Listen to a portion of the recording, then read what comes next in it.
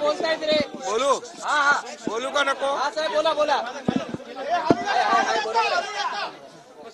ड्रगवर, drug विकणाऱ्यांवर, drug ठेवणाऱ्यांवर आणि pub मध्ये, हॉटेलमध्ये जिथे ड्रग विक्री केली जाते आणि तरुण ही जी आपली पिढी आहे हे बर्बाद करण्याचं काम जे लोक करतात त्यांच्यावर पुण्याला आपण मोठ्या प्रमाणावर कारवाई करायला सुरुवात केली.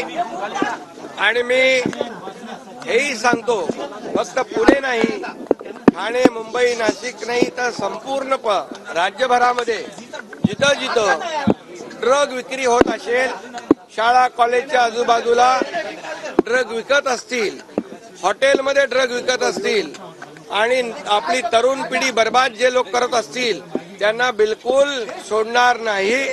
ही जी काही ड्रगची पाळंमुळं उद्ध्वस्त करण्याचं काम, उकडून फेकण्याचं काम काय करतो यार आपले पोलीस प्रशासन, जिल्हाधिकारी, महापालिका आयुक्त हे प्रशासन करतंय. आणि त्यामुळे हे जे जे पेडलर असतील, जे मोठे सप्लायर असतील, कोणी किती मोठा माणूस, कोणी किती याच्यामध्ये कोणी असला तरी सुद्धा त्याला सोडलं जाणार नाही. आणि सरकार डोळ्यासमोर ही तरुण पिढी बर्बाद होऊ देणार नाही.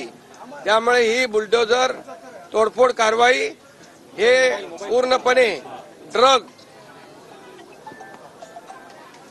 ही नशा पूर्णपणे ड्रग मुक्त शहर होत नाही तोपर्यंत चालू राहील. ड्रग्स बरोबर